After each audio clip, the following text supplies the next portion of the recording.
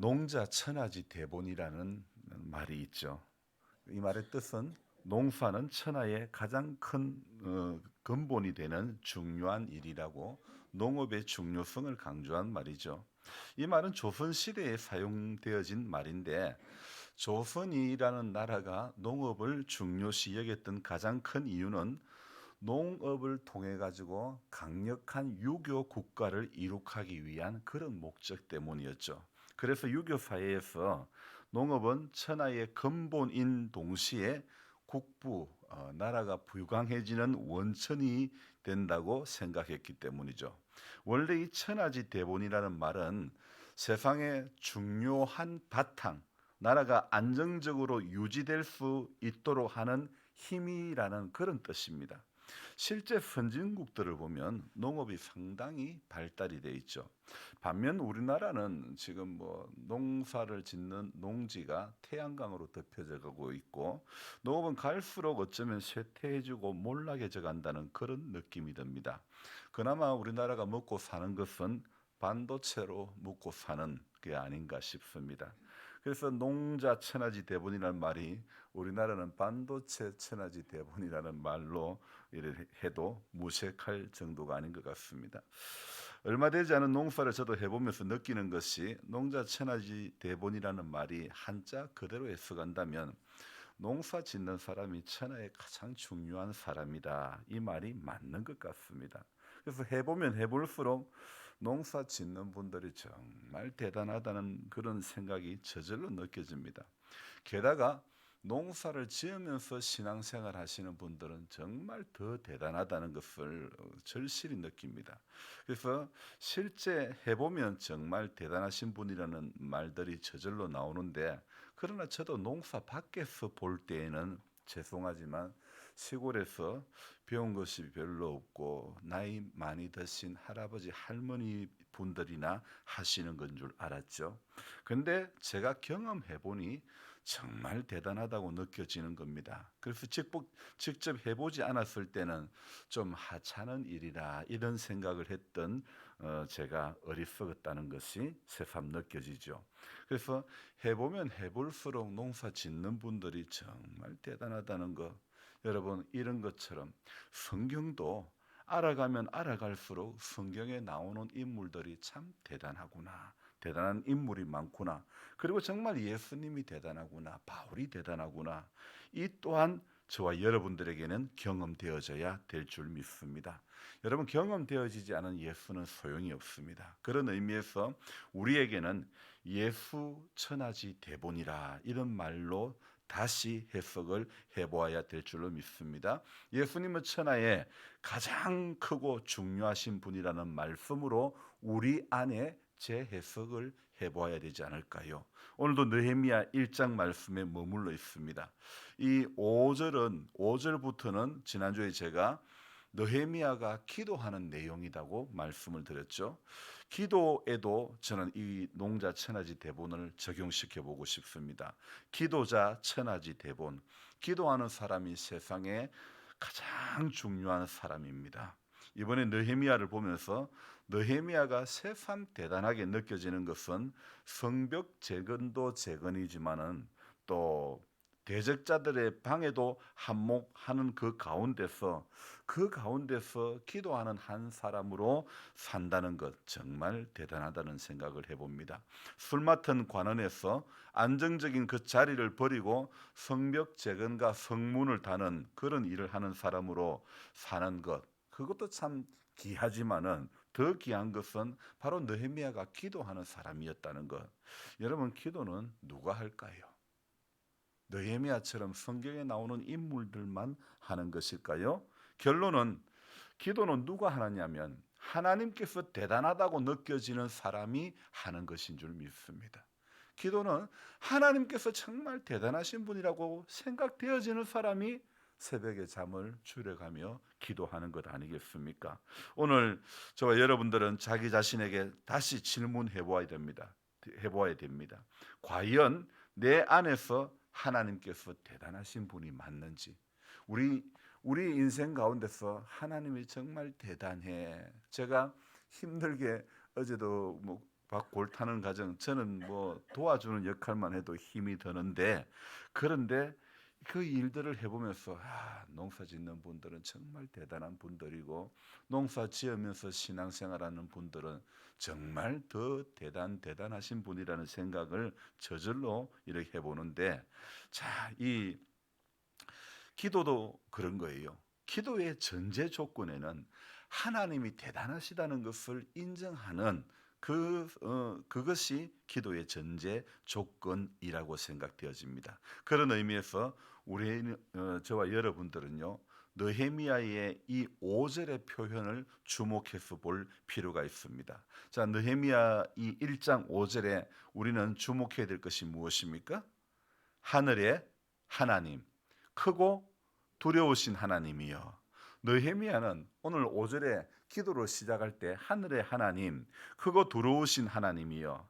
자, 이 문장에서 또 이 하늘의 하나님, 크고 두려우신 하나님, 이 문장에서 추려 가지고 가장 중요한 단어를 말씀한다면 어떤 단어로 우리가 추려 볼 수 있을까요? 하나님은 어떤 분? 크다는 말씀도 있고 두렵다는 말씀도 있지만은, 저는 오늘 말씀드리고 싶은 것은 이 문장 가운데서 가장 느헤미야가 하나님을 부르면서 제일 먼저 붙인 수식어가 뭡니까? 크고 크신 하나님. 자, 지금 자기 민족이 당면한 문제가 어떤 문제가 있습니까? 성전은 재건된 지 100년쯤 되었고 다 되어 가지만, 자, 성벽은 무너진 채 그대로 있지, 또 성문도 제대로 기능을 다 하지 못하고 있죠. 그리고 사로잡힘을 면하고 남아있는 자들이 그 지방 거기에서 큰 환난을 당하고 능욕을 받으며, 자, 지금 상황이 이렇습니다. 보통의 사람들은 자기 민족이 당하는 어려운 문제로 그 생각 안에 다른 것이 안 들어올 것이 대부분인데, 이 느헤미야는 자기 민족이 당면한 문제가 아무리 커도 그가 기도하는 것은 문제보다 하나님이 크다는 것을 그는 인정하는, 그렇고 그것을 믿고 기도하는 느헤미야였다는 거죠. 우리의 기도의 출발점은 바로 이러해야 되는 것입니다. 문제보다 상황보다 크신 하나님을 먼저 알고 기도의 자리로 나아가야 하는 것입니다.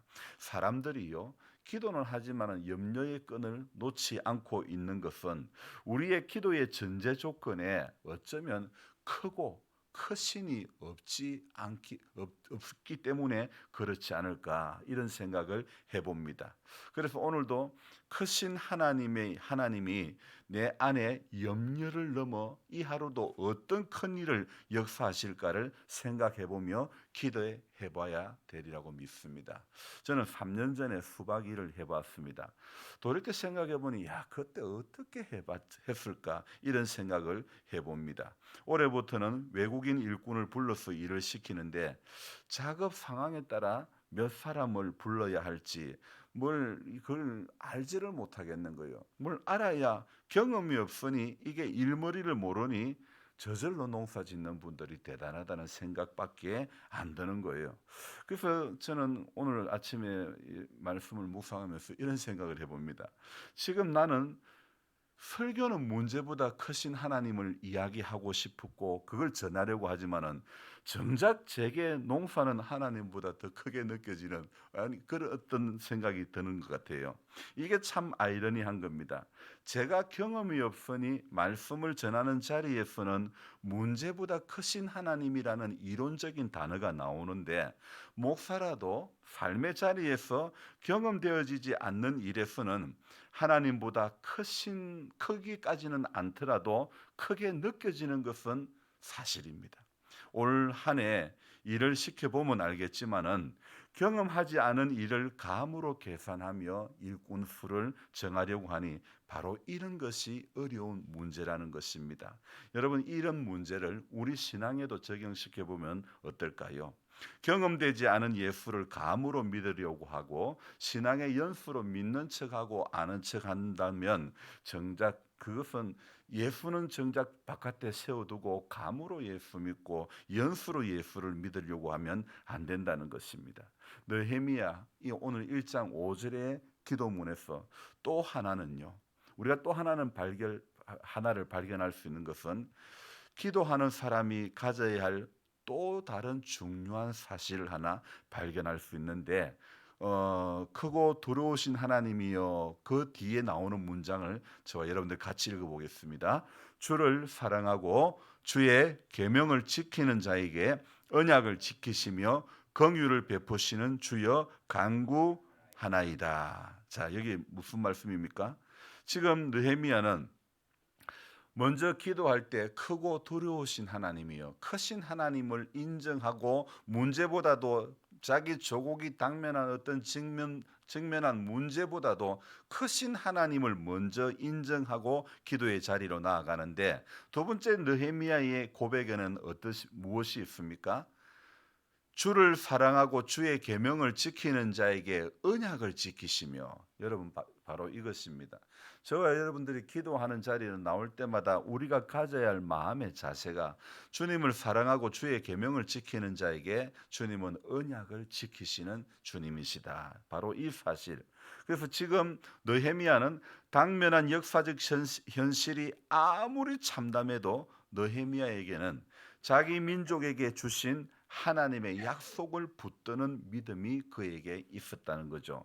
여러분 우리도 오늘 생각해 볼 때에 문제가 크게 느껴지고 상황이 아무리 참담해도 하나님이 크시다는 느헤미야의 이 고백이 저와 여러분들의 고백이 되어져야 될 줄 믿습니다. 그리고 느헤미야가 붙잡은 주를 사랑하고 주의 계명을 지키는 자에게 언약을 지키시며 이 또한 이 믿음이 하나님은 오늘도 언약을 지키시는 약속의 하나님이시다. 이 사실 앞에 우리는 감사함으로 우리가 기도하는 이 자리에 나오는 가장 전제 조건 가운데 하나님은 오늘도 약속을 지키신다. 이것을 저와 여러분들이 믿어야 될 줄 믿습니다. 그래서 우리가 하나님이 크시다는 느헤미야의 이 사실적 고백이 저와 여러분들의 고백이 되어야 되고 그리고 그의 약속 붙듦이 바로 저와 여러분들의 믿음의 실제가 되어져야 될 줄 믿습니다. 다시 정리합니다. 저와 여러분들은 오늘 이 하루를 살아가면서 우리 문제보다 크신 하나님이 이론이 아니라 삶의 자리에서 실제로 경험되어지는 좀 전에 제가 말씀드리지 않았습니까? 설교는 지금 문제보다 크신 하나님을 전하려고 하는 마음이었지만은 정작 저도 경험해보지 않은 농사일은 이거 너무 크고 너무 대단하고 너무 두려운 거예요. 어떻게 해야 될지 모르겠는 거예요. 그래서 이론적으로는 알아도 경험되지 않으니까 저도 두려움이 앞서는 거예요. 그래서 우리는 날마다 하나님 앞에 기도해야 될 가장 첫 번째 이 기도 제목이 하나님, 오늘도 하나님이 경험되어지는 인생이길 원합니다.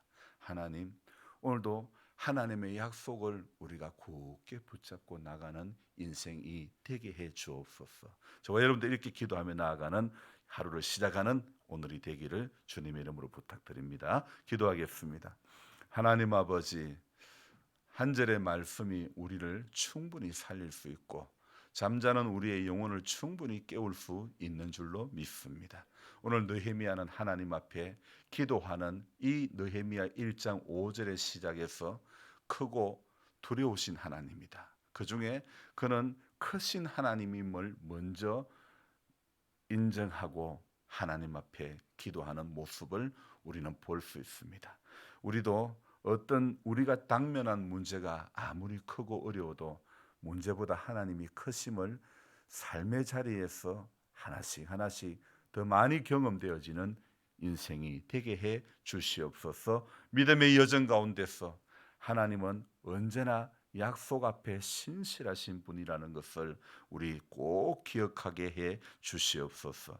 그래서 오늘도 어떤 문제가 우리를 얽어매고 또 삶의 자리를 힘들게 한다 할지라도 또 인생의 연수 앞에 우리의 육의 약함이 우리를 넘어뜨리려고 하고 약해지게 만들어 간다 할지라도 하나님, 언제나 약속에 신실하신 하나님이 내 하나님이라는 사실 앞에 감사하며 이 하루도 감격하는 마음으로, 기뻐하는 마음으로, 감사하는 마음으로 살 수 있는 모두가 되게 해 주시옵소서. 하나님 아버지, 우리 교회는 마을의 필요를 채워주는 교회가 되게 해주시고, 우리 교회의 존재 이유가 하나님, 정말 비치고 소금의 역할을 감당하기 위한, 묵묵히 드러나지 않는 곳에서 묵묵히 감당해 나가는 교회가 되게 해주시고, 우리 성도님들 한 분 한 분의 삶이 되도록 주님 축복해 주시옵소서. 오늘 이 하루도 주님과 동행자의 기쁨을 우리 안에 끊임없이 누리게 하여 주시옵소서. 연약한 부분들을 만져주시고 주의 은혜로 강건함을 누리게 해 주시옵소서. 새 힘 얻게 해 주시옵소서. 존귀하신 예수님의 이름으로 감사하며 기도드리옵나이다. 아멘.